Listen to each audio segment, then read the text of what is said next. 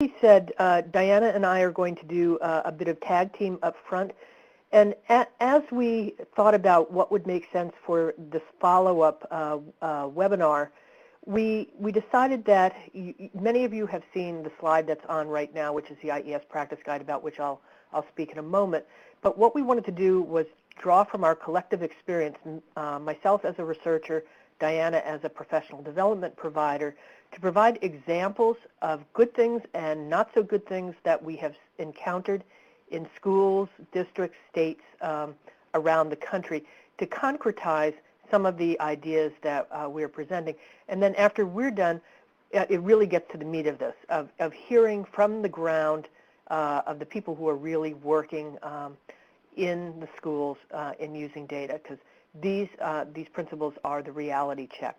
So with that, I just want to introduce, for those of you who may not be aware of or familiar with, the Institute of Education Sciences develops practice guides which are based on credible research sources. And the one in which I participated back in 2009, hard to believe it's been that many years ago, was to look through all of the research at that time on data-driven decision-making, and much more has appeared since then because it's really taken root. Now, I want to preface my comment by saying data use is not the panacea. It really involves people's content knowledge, people's pedagogy knowledge, so it really is a combination. And one of the things that my colleagues and I at WestEd, with Diana's expertise, have been doing over the past year and continuing, is to define what it means for teachers to be data literate and what are the skills and knowledge that are involved. And we firmly believe that it is a triangulation among data skills, people's content knowledge, and their pedagogical content knowledge. But what we found in 2009 were about 3,000 pieces of research from which we discerned 5 recommendations, and you see them on your slide right now. The first is an ongoing cycle of instructional improvement, and by that we mean that data-driven decision-making is not a linear process. You collect the data, you make a decision, you see what happens, and then you're done. It really is an iterative cycle where you may need to go back, collect more data, ask other questions, and cycle through rather than just stop after you've made a decision. And that's true for a classroom teacher, that's true for an administrator, that's true at the State Department and even in the federal level.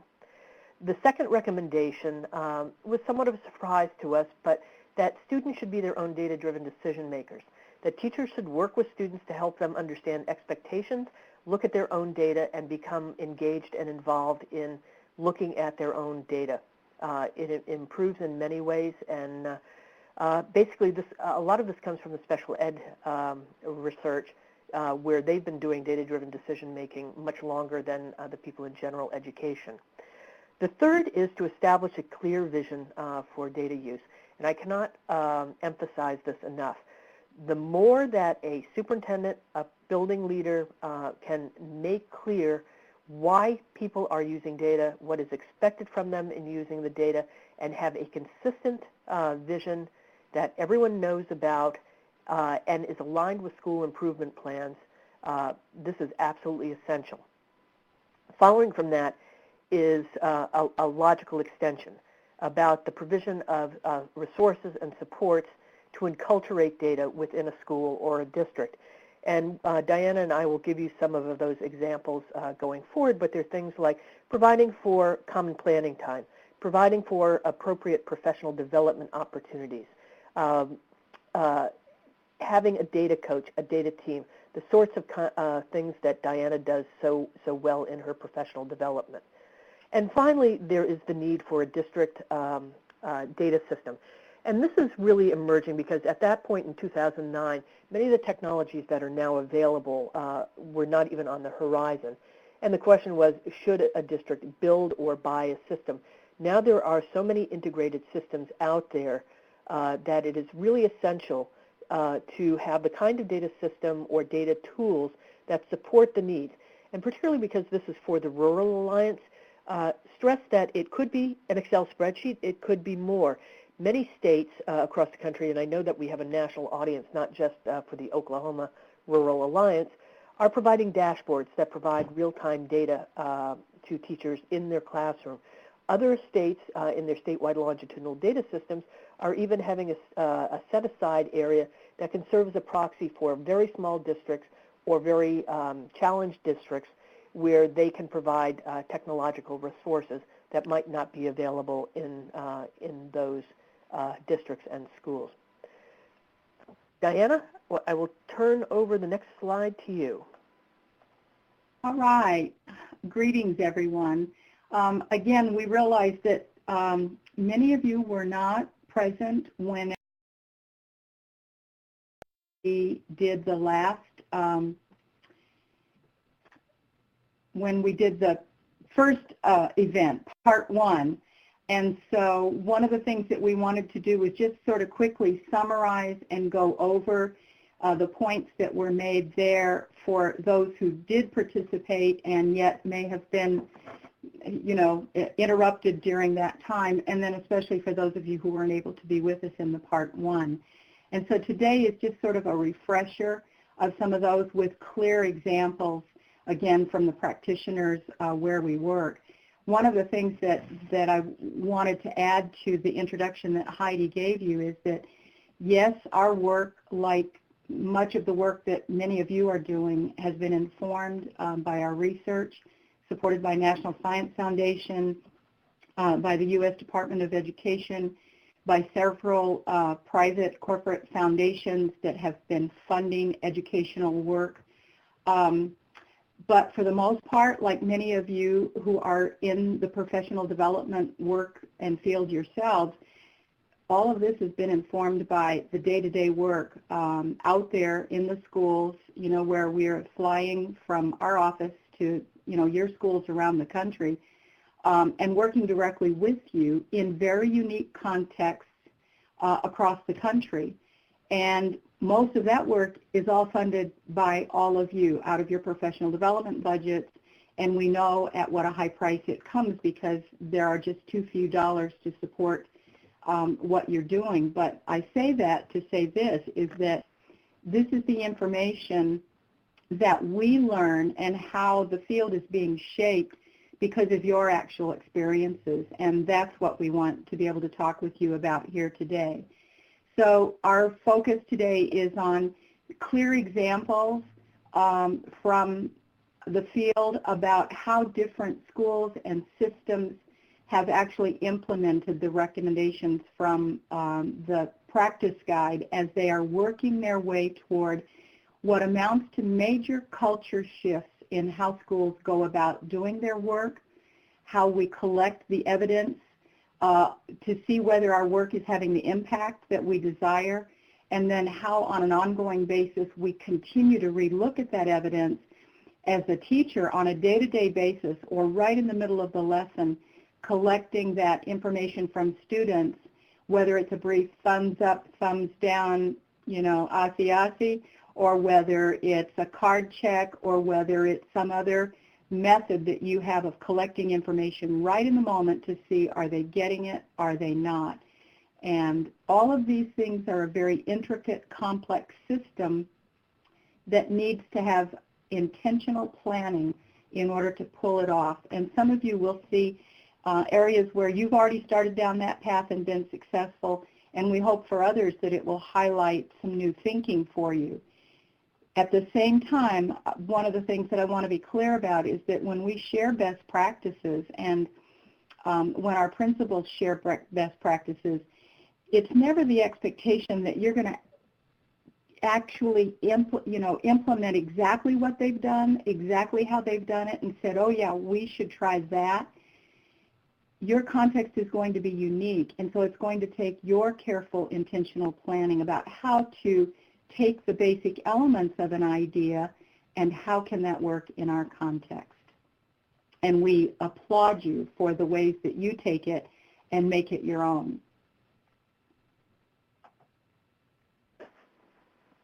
So, Ellen? Okay, now this will start some of the examples that are drawing from our experience.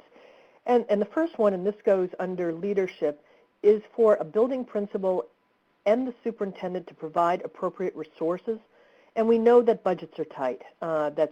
Data is a four-letter word for many. Time is a four-letter word for many. Cost is a four-letter word for many. I think education must be steeped in a lot of four-letter words. But in all seriousness, the provision for professional development is really at the heart of it. And the research is very clear that it shouldn't just be a one-time shot. It should be ongoing and continuous, and it should be aligned with the goals of your particular needs and schools. The kinds of data coaches with whom Diana works, of having an individual who can lead the data charge within a school, having people who are knowledgeable about data entry. And an example that I'm going to give comes from some charter schools with whom I've been working. As Heidi mentioned, I'm working in some blended learning environments. Having teachers have the ability to enter their own data and know what they are and have a system that will support those kinds of locally relevant data will really make a difference, rather than being, I hate to say foisted upon, but having data that are less relevant to the instruction or to the school data culture. So provision for PD, having data coaches, having a data team, having common planning time where the data team can support their work, and having technologies that support that are really important. Going hand in hand with that is when you're working in a data team, and this is a message to all the building administrators out there, to create an open and trusting environment, because the kinds of discussions that go on in data teams require frank and open discussion among colleagues. Somebody may say, I'm really struggling with this particular student. Can anyone help me? Has anyone had experience with this student? And they seek advice from colleagues. You don't want that kind of open dialogue to come back and bite the educator in the butt when it comes to evaluation, or somebody to mock them and say, ha ha ha, Ellen is really struggling in knowing how to deal with her students. So trust, the ability to have those kinds of discussions when it's necessary, and that is absolutely critical. Diana, you have the next bullet. Yes, and this one is going to introduce a video that we're going to see. And so this is going to be an example of one of those practices that schools have found to be incredibly useful in getting a whole faculty engaged around our focus on student learning. How far are we from our goals? Who's getting it? Who isn't? What aren't they getting? And how as a whole school do we respond to that? And in this video, as you look at it, consider not whether in your small school setting or your large school setting, whether you actually have a schedule right now this year that will support this. It may not be possible. But what are the other events between now and the end of the year? As your teachers begin to plan for when you come back in August, what are the events then that are the opportunity for bringing faculty together and being able to, as a whole school, look at our data together and then together share the meaning of this and come up with plans for how we're going to respond. Many schools use, in addition to the model that we're going to see, a release day once a quarter, once a semester, and they call it Data in a Day, where the entire faculty are all in their learning teams, their grade level teams, their department teams, and drilling into the data that they have currently and planning where they're going from there. Other smaller schools in settings where they're not able to have those full day release days have scheduled time so that one morning a week or one afternoon a week, teachers are meeting for a 45-minute time in a common planning time where their teams are coming together, where all of the instructional teams are coming together, as well as specialists, in order to coordinate their planning and follow through on what they're learning that week about where their learners are. So let's look at this video, and from it, what are the elements that the school is attending to, and where are the opportunities that you might have for that?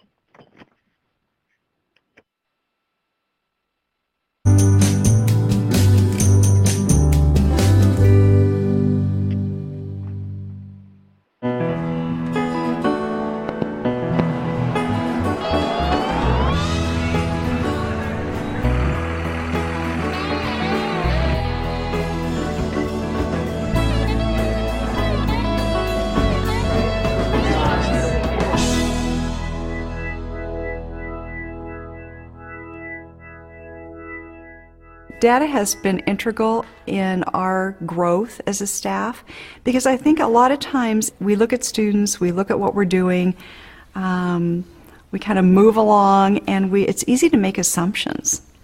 So it's easy to think, well, gosh, our kids are doing great, or all of our kids, we can lump kids into one giant category. It's pretty typical that a school like Mount Baker, the test scores will improve, and at some point they're going to plateau. What that tells us is that we need to go deeper, and we need to go to a more specific level, student by student. A data carousel is a process that involves all of the staff. The leadership team chooses the most important data for us to look at, and then the staff actually walks through and looks at the data displayed on charts, and they write narrative statements that tell exactly what the data says. And then we look at the strengths and the concerns, and then other questions that we need to ask from more data.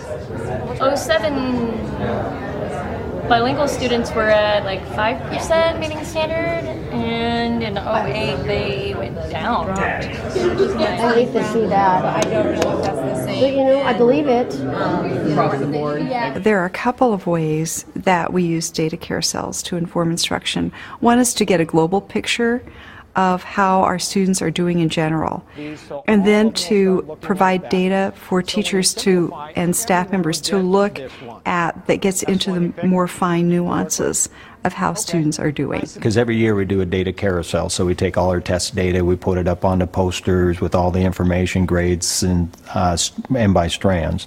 So we were looking at a specific strands of probability and statistics, and we were really looking at the statistical part. So we had narrowed it down specifically, and then you just look at your test results. Let the gaps stay in the same? Through our data carousel process, we determined that our math scores were flat and that we needed to find out why. So we dug deeper into that data, and the math team then determined that the area of statistics was a very weak area that we could do something about. What we had to decide was, we can't do this all on our own. And we know that we had a good support from our team, not only our math team, but our school team, that we knew that we could count on them to help in some way. So our leadership team had an aha that actually if we were able to incorporate that across the curriculum, that would really support our students' learning. The math team collaborated with the content teams and provided themselves as a resource. They did some coaching, and consequently there were a lot of really creative ways that teachers integrated mean, median, mode, and range into their teaching. They wove those into science and into reading, language arts. If you would be willing to incorporate or integrate these statistics in your curriculum, we could really make a difference, we believe. So teachers were open and receptive to go into our classrooms and integrate those strategies. We only do writing in language arts class, right guys? No. Wait a minute, this is language arts class, so aren't we supposed to just do writing? No. This is where I just want to give you some background. Mrs. T and I got together and we said, we need to do something about this. So I went to her begging and pleading for her to come into my classroom and help out. So here's something that we've been working on. So I'm going to let you take it from there. So what I'm going to show you here in just a moment is all of the data from all of the classes, not just your class, but second, third, fourth, and sixth period. All of the scores that you got on the rocket plane, here comes the rocket plane, and then the friendship orchard. Remember, you did those two stories and then you made graphs on those two stories. So you've made those graphs already, right? So we're going to skip ahead to the part that's kind of the tough part sometimes, is the analysis of a graph. So take a look at this graph here. Our target said we're going to be comparing two sets of data using a double bar graph. So if this is a double bar graph, what makes it a double bar graph? That there's two bars there, and one's the total scores of rocket planes, and the other one is total scores of friendship orchard. What do we call these things that are labeled here? What are these? They are variables. They are our variables. I think what blew us away was how many people tried it and were excited about doing it. Like, woohoo! Mm-hmm. We got everyone to love math for just a moment. It was great. We went from a minus, I think it was about a -10. When you look at the trend data in that area, students progressing about 5 points the first year, and then we said, this is working, let's try it again. We saw a statistically significant change in the increase in the number of students making standard in the statistics piece based on the work that we did in the leadership team. And then we have anecdotal stories from teachers that are exciting about how students reported that they were understanding this so much more. They could do this so much more easily. We were able to respond by doing something to change our instruction in the classroom, and we saw impactful results.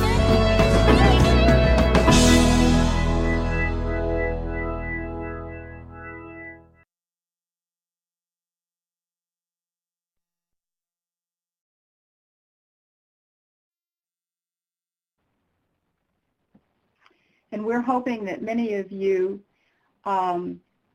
were able to see in that the actual discussions that were taking place and what that gathering, that data carousel was able to enable.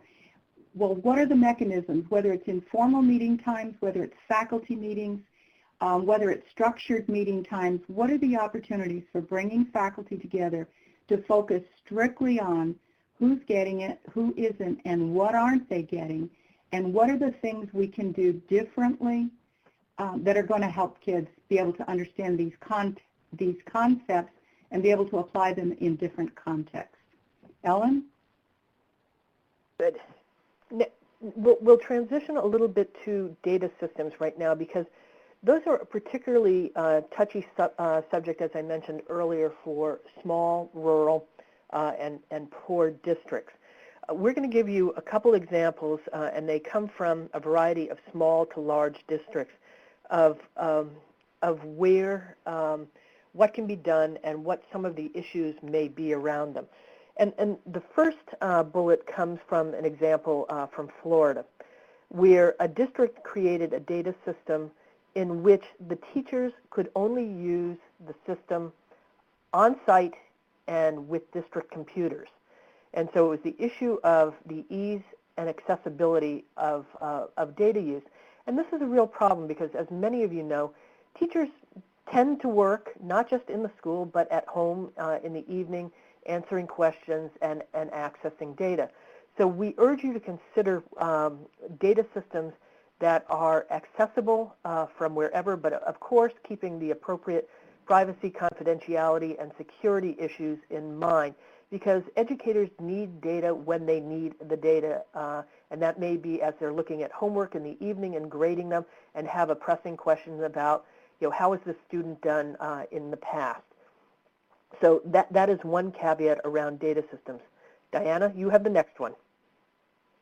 Well, one of the things that's critical in helping teachers understand and feel confident in their use of data is getting the professional development they need just in time.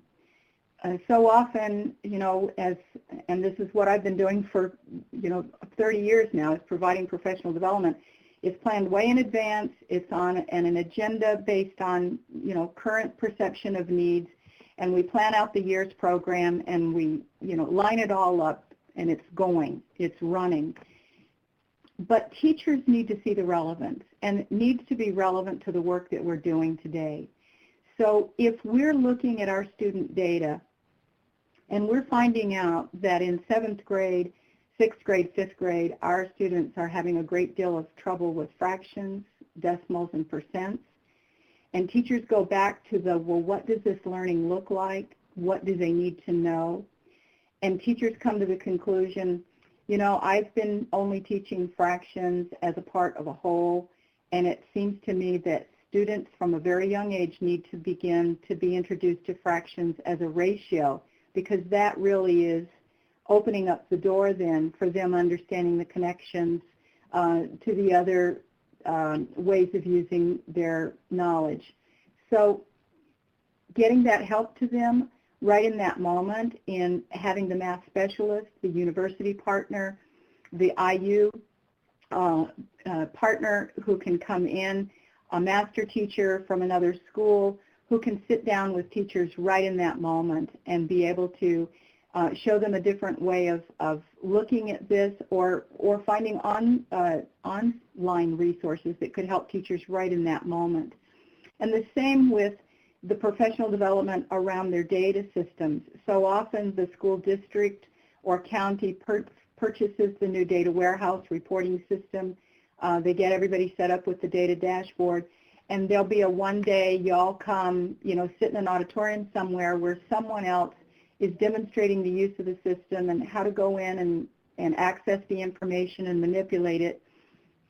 But teachers aren't sitting with their own class list. They're not sitting with the most recent set of exit tickets that they just did. And so they have no, you know, way to actually work on, act on what they're doing. One of the school districts that we worked with for several years had done just that, and they were finding as they checked logs that very few teachers were logging into this really nice data system that had been set up for them, until we had begun to work with them on analyzing their data. And once they began to realize the timeliness of this and the usefulness of the data, they then were like, well, now I wish I could get that person back over here to show us how to actually use the system, because the menus are confusing. And at that time, the district office responded, and they sent professional development staff on demand to the schools who sat down in a school, meeting with teachers during their planning period throughout the day, sitting with the teacher's own class list, their own data, and going through the instructions while teachers highlighted each piece of the little packet so that they could do it on their own. It was relevant, and it was just in time. Okay, I have the next bullet, and this is about providing the kinds of data that teachers need in their classrooms to most inform their instruction and work with their students, and to get the students involved as well. And it goes back to that second recommendation in the IES Practice Guide about students becoming their own data-driven decision makers.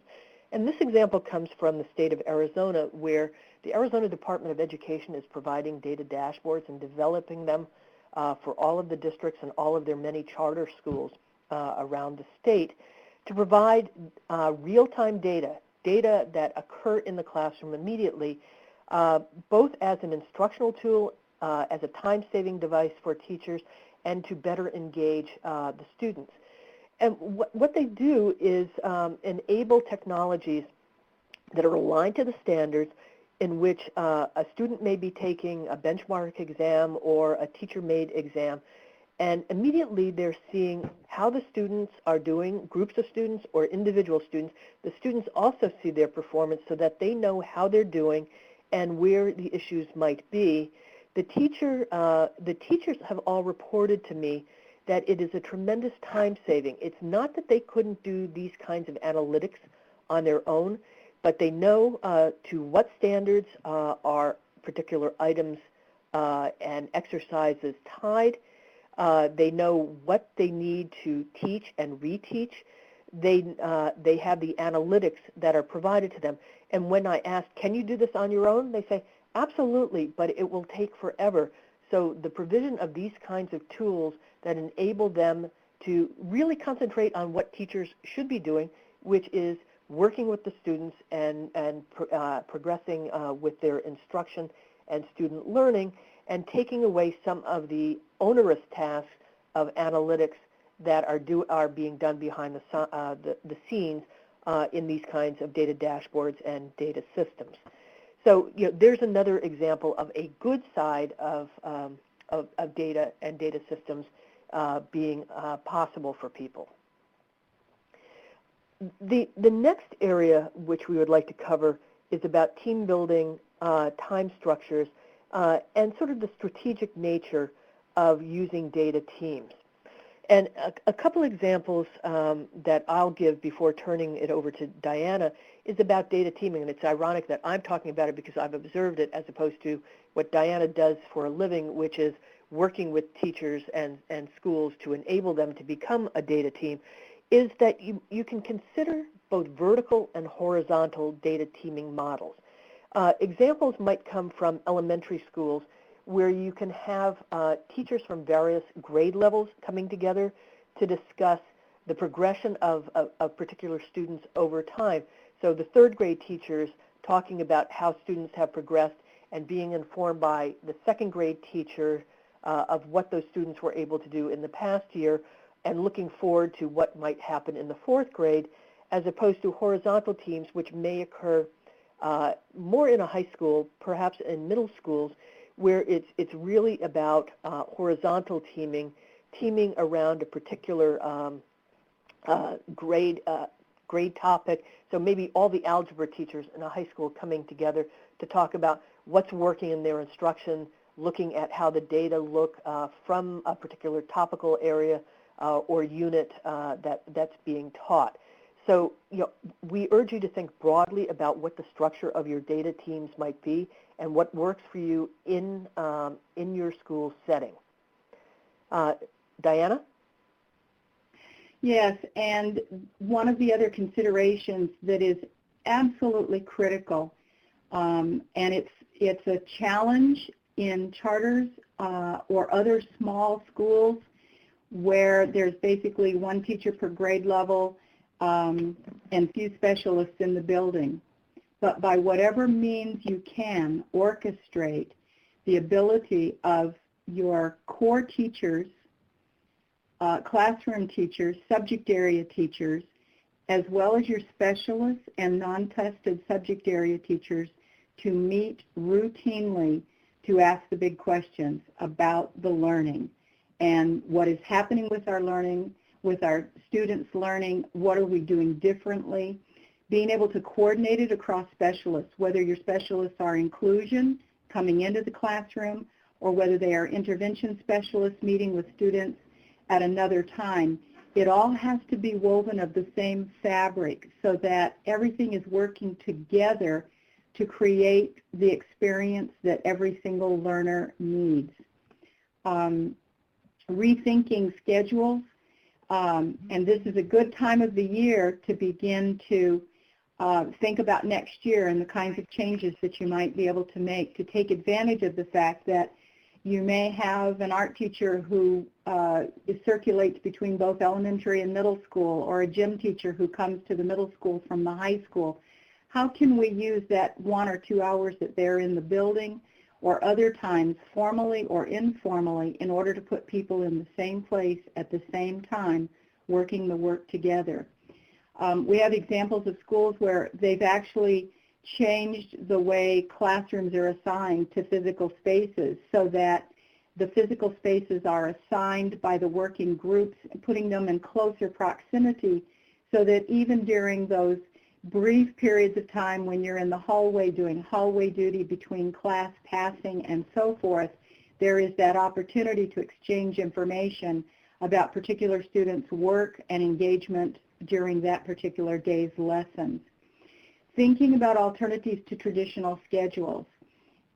This is something we all need to go back to the drawing boards to say, if we were going to build a schedule that supports the kind of interactions that we need for our students and the kinds of interactions that we need for our faculty, how could we make this different than it is and has been traditionally?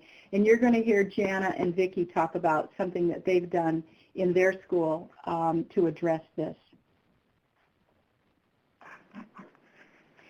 So in this next video, one of the things that we want to highlight, this is from a turnaround school that vastly changed their practices. They were a school in improvement. They had set really high goals for themselves. And one of the keys that they found was distributed and shared leadership throughout the building, so that leaders were in the classrooms, teachers were being supported as leaders as the PLCs met, and then listen for the parts about real changes and shifts in teachers' thinking from what their traditional culture had been prior to embarking on this new vision that they had for their school and for learning with their students. I experienced this just recently in a small school where a teacher who actually is getting ready to retire by the end of this year, although I'm hoping she'll reconsider that now. But she's a first grade teacher, and for her, the class has always been best when she has an opportunity to teach and do a lesson.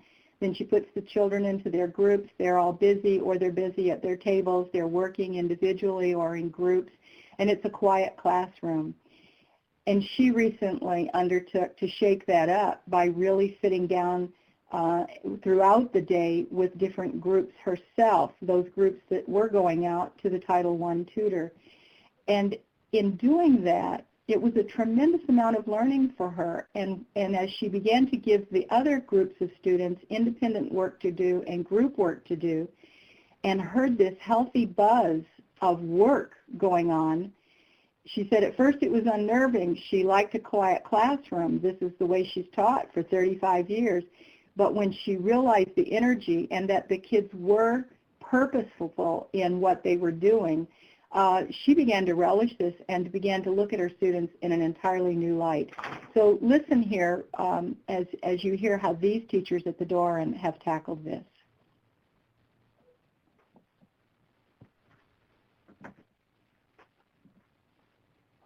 If you are a school that's going to be going through this process of coming out of a level 4, I think the mindset is so important that you think about what you can do, to change things.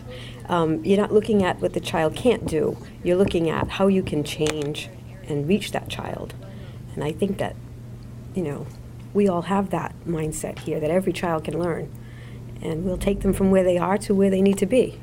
I think year one really was about systems building. So we created, obviously, our teams. We used to meet, but I think it was more informal.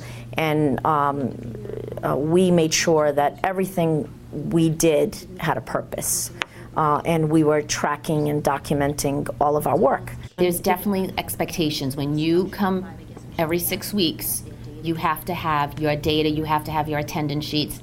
In the past, you might say, well, this student's struggling.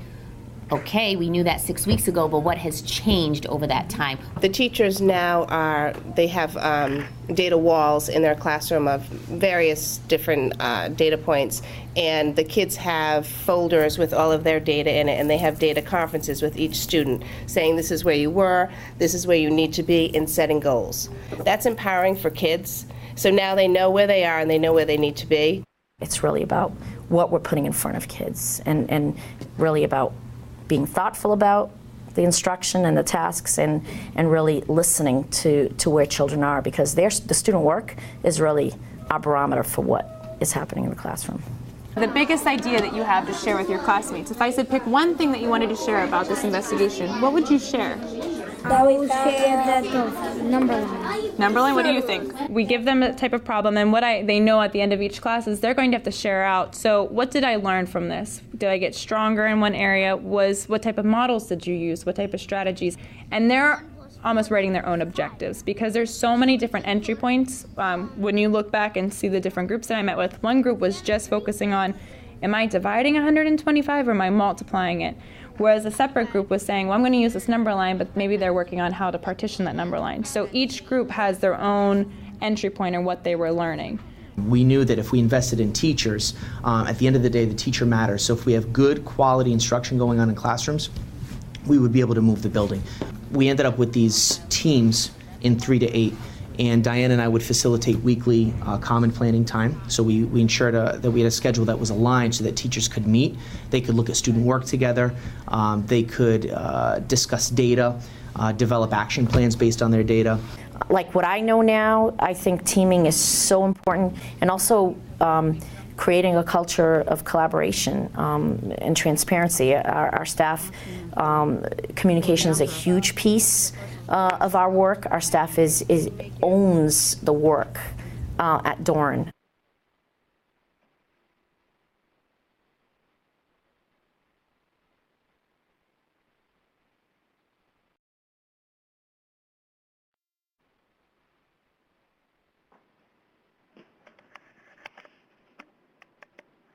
All right, and before we go forward, Heidi, I just want to do a time check here because I don't want to shortchange the amount of time that we have for Jana and Vicki to share.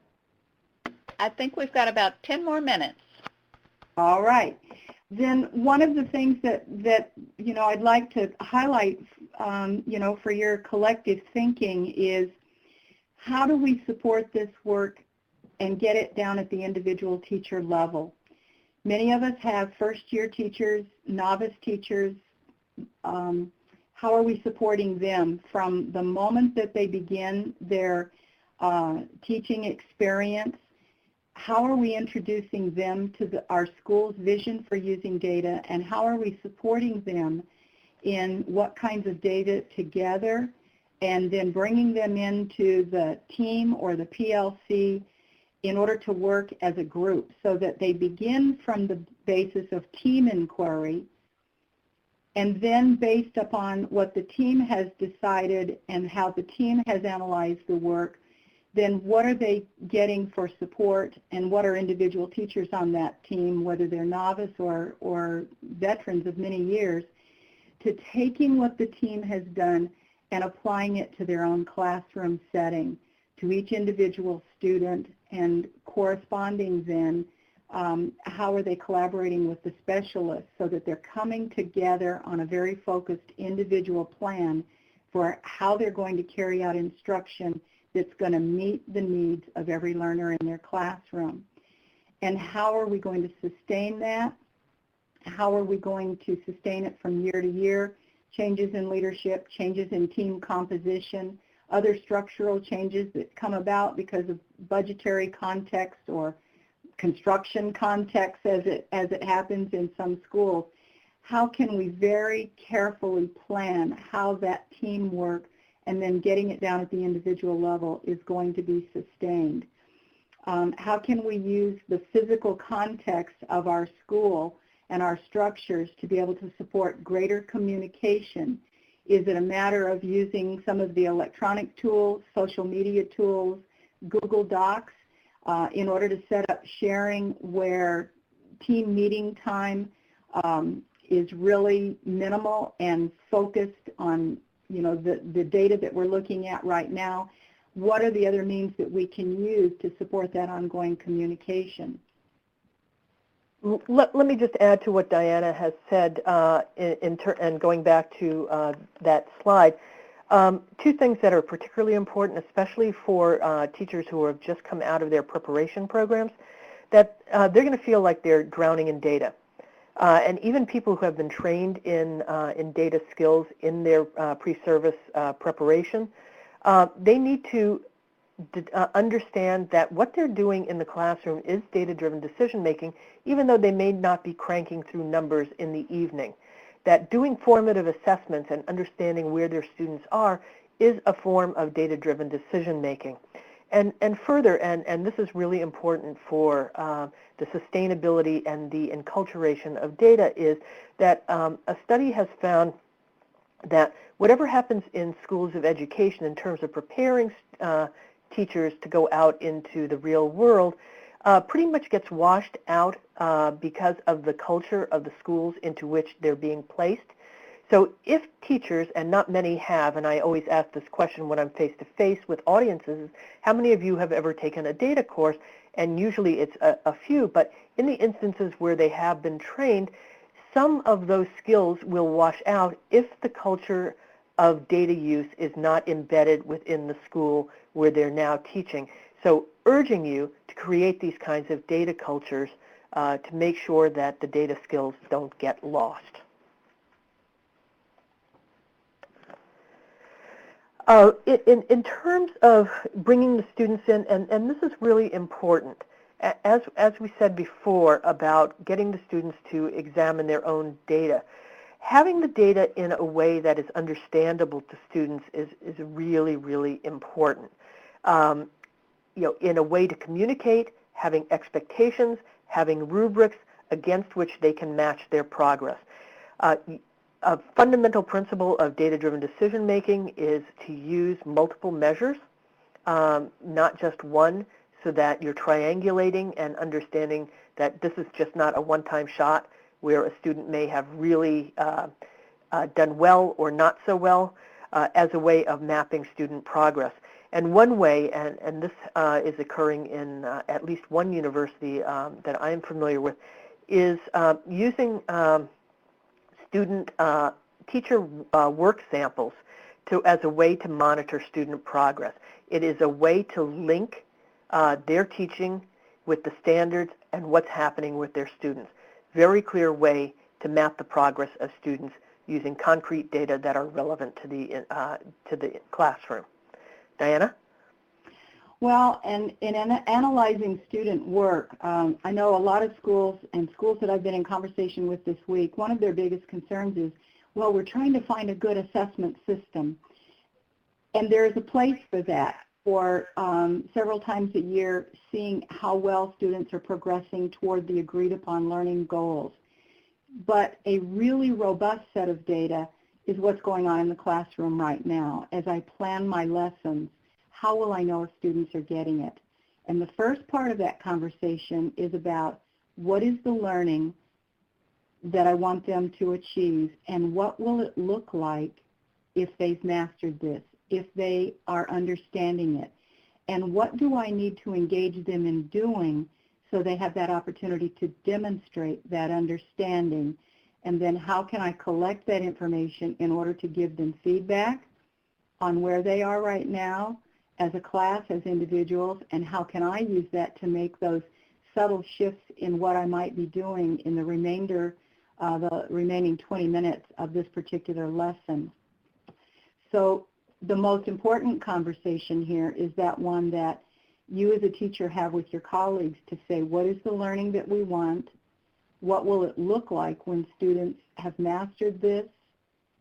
And what will I gather as evidence? What can I intentionally plan that will give students that opportunity to demonstrate that, or to acknowledge, you know what, I don't quite get this.